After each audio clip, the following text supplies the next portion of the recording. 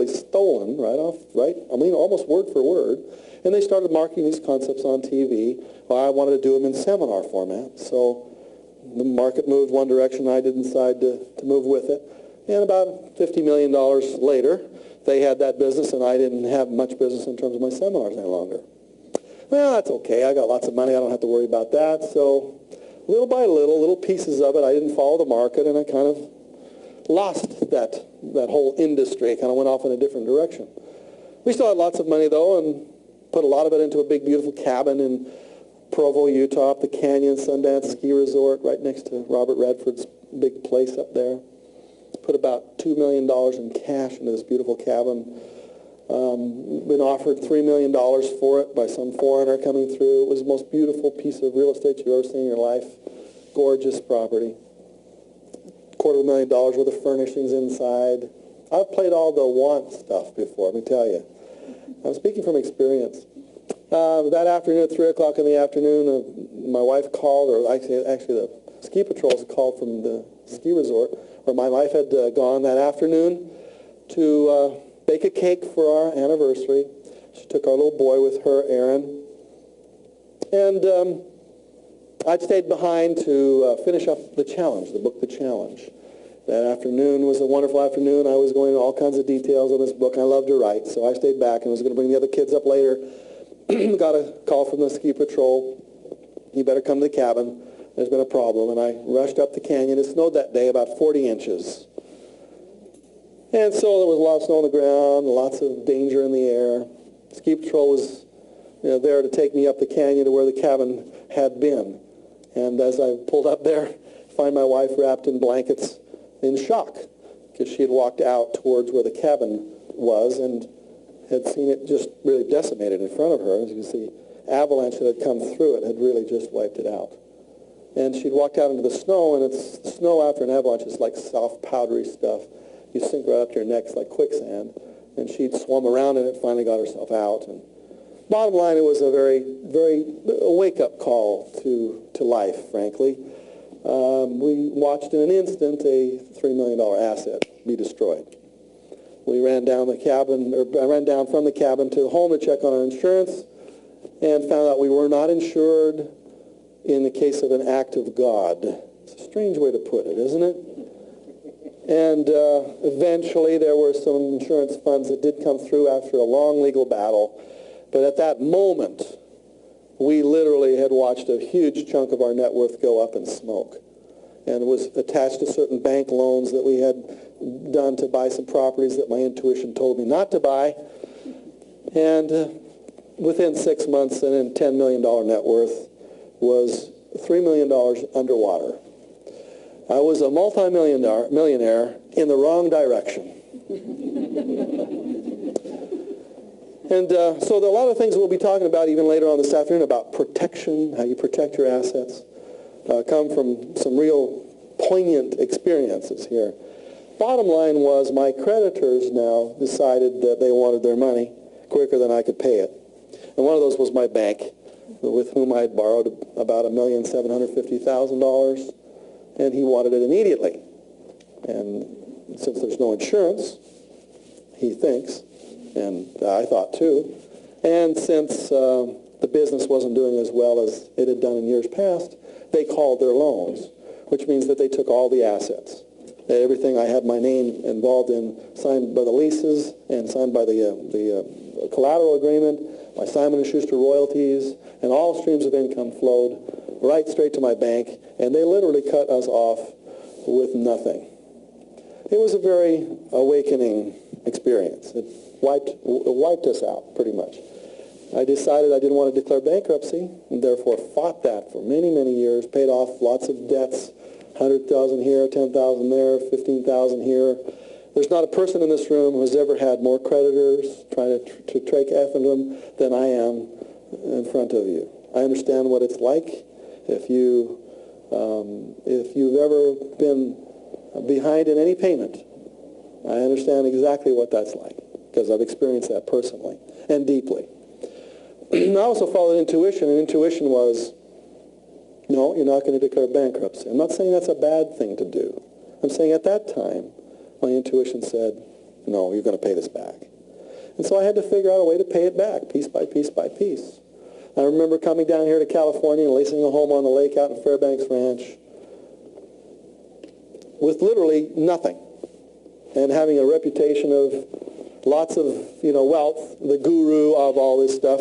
Well, the guru had gone in the tank. And it was very embarrassing and extremely, extremely difficult to live through. It was the hardest thing I've ever done in my entire life. And the best thing that ever happened to me, in the strangest way. They always are, aren't they?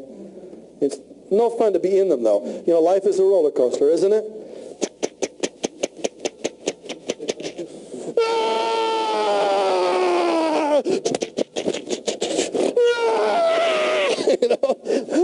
That's what life is like. And so that's where we were at that point. I remember jogging around that lake and asking myself the question, how am I going to pay $3 million back? Where is it going to come from? Creditors are calling. I say, just give me some time. I'll pay it back. I'll sign a note. I'll pay it back within 5 years. Give me some time. See, when you got lots of money, it's nice and luxurious to take back and look at your life and say, well, this is what I'd like to do with my life. When you don't have any money, you have the same responsibility, though. You have to ask yourself the question, what am I born for? What's my life all about? Some of you have never had that experience where you don't have anything, or less than nothing. Some of you are nodding your heads like, oh, yes, I know what that's like. But some of you here in the room have got a problem, and the problem is you've got too much stuff. Your stuff, you got your stuff, you got your mortgage payments you're trying to carry around, you got your car payments, you got that furniture loan you got over there, all this stuff you're trying to carry around, And you know what? You don't have the luxury of dropping it all and saying, wait a second, what does my life count for? What am I supposed to be doing? What does the universe want me to do? What are my talents? What are my gifts? As I was jogging around that lake out there, I was asking myself the question, okay, if I'm going to make this money back, how am I going to do it? And I found myself saying to myself, if I'm going to make it back, I'm going to make it back my way. Because I'm so far in the hole, I'll never get out. So I'm going to do it my way. If I'm never going to get out, then I'm going to live my life my way, for once in my life. It's a very liberating decision. Because I then began to ask myself, well, what do I like to do? What am I good at? What are my gifts? What are my talents? When was I happy? And I went back over my life, my experience in my previous businesses. And I said, well, yeah, I love to do that. I love to do that. No, I'm not very good at that. And I began to go back and say, listen, if I'm going to make it my way, I want to do the talents that I've been given. What are my talents? What are my gifts? What are yours? Because that's where your wealth lies. And each one of us has different talents and gifts. And when you give those gifts and talents, that's when the world gets better. And when you don't give those gifts and talents, then the world is impoverished. Because we're all in a symphony, and you play your part and I play mine. You can't play my instrument, and I can't play yours. You can't be somebody else. You can't be an Elvis. We all had an Elvis. If you try to be like Elvis, you're an Elvis impersonator. And you know what that is. It's just a joke. It's a joke. You are you, Terrence. There's only one person can be that. I can't be you. You're it. That's it. If you don't play yourself very well, then none of us in this room get what you got. And you've been given certain gifts, talents. When you magnify them, we're all blessed. You don't magnify them, we just don't hear your note. When you lose everything, you get this incredible luxury of asking these kinds of questions. What's my note? When do you want me to play it? What's my gift? When do you want me to give it? From that came a very powerful realization that people who are really good at what they do are on purpose. They're doing what they love to do. They're good at it. It's important to them. And they feel it's part of their destiny. love what they do. They're good at it. It's important to them. It's part of their destiny. When you select a business for you to go into, you should be asking yourself those kinds of questions. Do I like this business? Does it express who I am? Does it magnify my talents? Is it part of my destiny? Pretty serious questions. And yet when I was jogging around that lake, asking myself over and over again, okay, I got to make this money back. How am I going to do it? Let's see, what I'm going to do is I'm going to teach. That's what I'm going to teach because I like to teach. I think I'm pretty good at it. I like to write, and I think I'm pretty good at it. I didn't know that for a long time, but then I kind of discovered it, and then I started to really practice it. And slowly but surely, we paid back all the things that needed to be paid back, and we came back on top, and happy to say that the sun is shining. But for many, many months in there, many years actually, in fact, many, many years, one after the other, although the outward appearance of Bob would have been, he's got it together, the inward appearance was very tough. That's why I can tell you, and I've earned the right to tell you, that there isn't a person in this room who can't and shouldn't be very successful at what they pursue. And I don't care what your problems are, I don't care how far you think you're down. There's not a problem that you're experiencing that I probably haven't experienced myself. Now life's a little different, because when you ask a question about what your business is, you say, okay, what do I want to spend my time at? Because I only got so much time. What talents do I get to magnify? I always follow my intuitions on these things and created certain businesses that really flow for me. One of the businesses that flows for me, obviously, is real estate. So I'm going to kind of show you what my faucets are. And you're going to create faucets for yourself, the way things flow for you. But putting your energy into the businesses that flow cash to you based upon your talents. And there's a good chapter in Nothing Down for the 90s, which is called How to... it's a chapter on goal setting. It's like the third chapter into it, where I go into great detail about this concept I call purpose. And I don't have a lot of time for us to talk about it here. But the 4 questions I want you to ask yourself tomorrow, next day, when you get up in the morning, is what am I good at? What do I love to do? What is important to me? And what is my destiny? What am I good at? What was important to me? What I love to do? What's my destiny? And then, as you make money, make sure that none of your businesses go outside of the boundaries of what you just wrote down. Otherwise, what you basically said is, I want to do things just for the money. Because this is the way most of America operates. If I can just get enough money, why, I can do anything I want to do. Have you heard that formula before? You can buy anything in this world for money, right? If I just go get enough money, then I can do what I want to do. Have you ever heard that formula before? It's in almost every advertisement you'll ever see. I just get enough money and you do whatever you want. And I'm trying to tell you that formula is absolutely backwards. If you figure out purpose, you figure out what you're supposed to do, then you are flowing with the forces of the universe. The money is going to flow to you. If you don't figure out what purpose is, the money is not going to flow to you because you will not want to do it. There's going to be a part of your soul that's going to be dying as a process. And you say, this is not what I was born to do. And you'll have to get up in the morning and go do that to get the money, and you're going to feel like a prostitute because it's not what you want to do. It's not what you were born to do. It's not where your life flows. So purpose is, well, watch TV. If you want to see somebody on purpose, watch TV and watch the different people being interviewed. You can tell the ones who are on purpose. Like, oh, I love to do what I do. I mean, this is so much fun. Yeah, we're doing this and we're doing that. And don't tell anybody, but I would do this for free. You hear that a lot. And you can see the people who are really like, they are on purpose. They're doing what they love to do. For me, it's teaching. I don't know what your purpose is. For me, I have 3 basic funnels that flow into my life. And one of them, obviously, is the real estate funnel.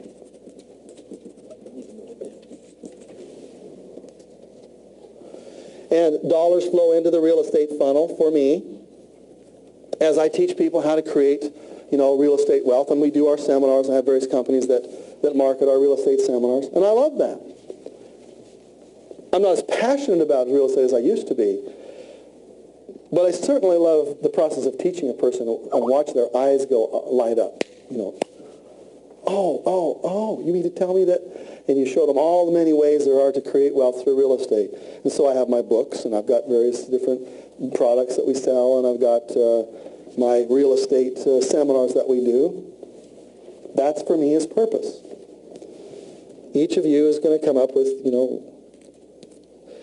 something similar to this. My other funnel, and I believe in multiple streams of income, you might have heard me talk about that before, would be infopreneuring. Infopreneuring, which is a combination of information and entrepreneurship, or how to teach people how to sell information and to get out what is in their head to audiences that want that information and to make profit doing that. And I've done that extremely well in the real estate industry. Now I've broadened it out to any industry. You can sell information no matter where you're at.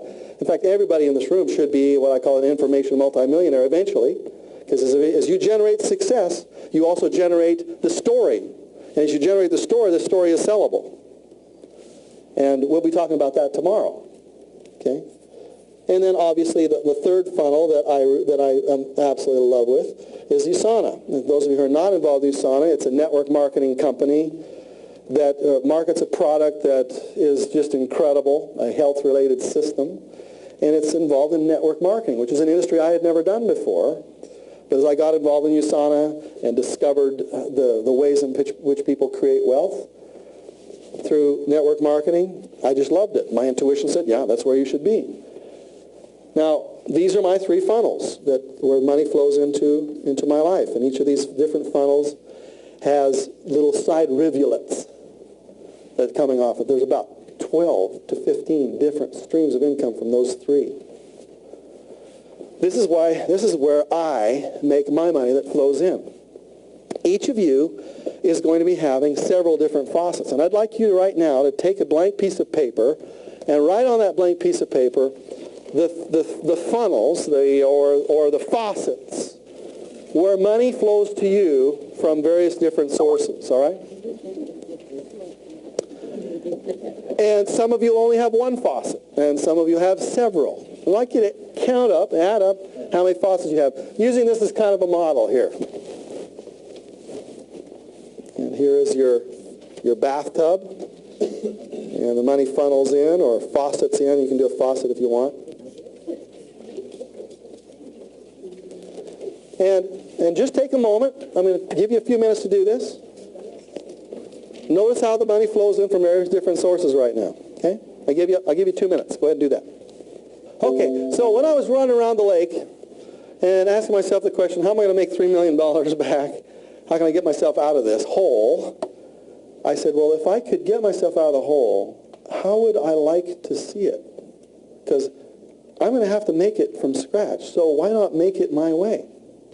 Like the way I want to see it. Rather than like doing it the way normal people, well, I'd like to have a little office, not too many people in it. I'd like to be able to work very close to that office. Okay, good. I'd like to be able to be no more than maybe 10 minutes away from that office. I would like people to come to me. I don't want to have to go to them. So if they're going to have a seminar, they'll come here. I'd like to be able to do most of my writing at home. I'd like to be able to not have to get in a suit unless I have to get in a suit. Most of the time, if you come to my house, you'll find me when I get up. I put on my jogging shorts and my T-shirt. I put a baseball hat on, or a football hat on, a cap. I don't shave. And I'll be there the entire day working in my office. Kids are running in and out, talking, the phone's ringing, wife's coming in, boom, boom, things are happening right there. I said, that's the way I want it to be. That's the way I want it. I'm going to do it that way. Whether I'm $3 million in the hole, or whether I'm plus $3 million, or whether I'm up $30 million, that's the way I want to do it. So why should I go start off and do it the way you're supposed to do it? Since I'm so far in the hole anyway, I'll just start my own way right now. And so that's the way we started to create it. I'm never going to work past 6 o'clock at night, ever, because my wife won't let me. And if I ever do any traveling, it'll never be more than a couple days at a time. And I try to keep that down as much as possible. In other words, that's the way I design it. How is your design here? So if you design it that way? How many employees would you have if you could have the ideal number of employees? How much office space would you take up? Where would it be? See what I'm saying? I'm asking you that before you start your business, you ask that question, and then you start it that way. And you not even consider doing it the way they do it out there, but you do it the way it flows for you. Because when you're on purpose, you have to flow your way. It makes it natural. Most people are swimming upstream, and that's very, very hard. But if you find out what your purpose is and the ideal lifestyle you'd like, then it's just like natural. You get up in the morning, it's natural. I go in my office, it's natural. You know, I start doing things I love to do, it's natural, because natural means that's where you are, where your gifts are. It's like trying to teach Chopin how to play soccer, you know? No, this is what I like to do. You know, I don't want to play soccer. Get away from me, I want to do this. So what were you designed to do? So the questions you have there in your manual are creating the ideal business. You need to reduce the resistance between an idea in your head and checking your mailbox. And therefore you want to have your resistance low, because you're doing it the way it flows for you. To get on purpose, you ask yourself these 4 questions, and you have them constantly in your mind. And some of you, this is going to be really hard, because you're going to go around for the rest, well, what's my purpose? I haven't found my purpose yet. She found her purpose. He found his purpose, but I found my purpose, so I'm not happy. What's my purpose? What's your purpose?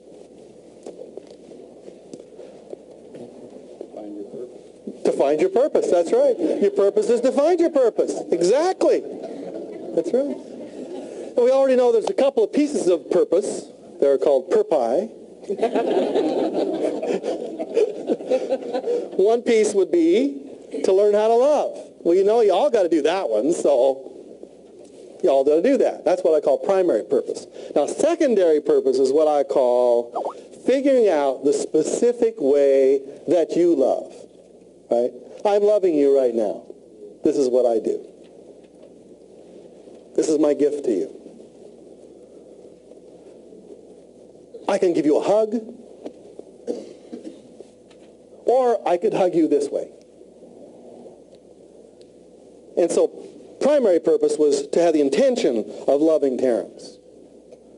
My secondary purpose, which is the way in which I'm loving Terrence, is, Terrence, I'm going to give you 20 years of my life. And I'm going to say, Terrence, I've studied for 20 years so that we could spend this day together, so that I could teach you a few techniques, ideas here and there, and I'm going to put it in a little different twist, and I'm going to do it in such a way that you'll remember it, and that's what I do. I'm singing my song to you, Terrence. Ah! That's my song for you.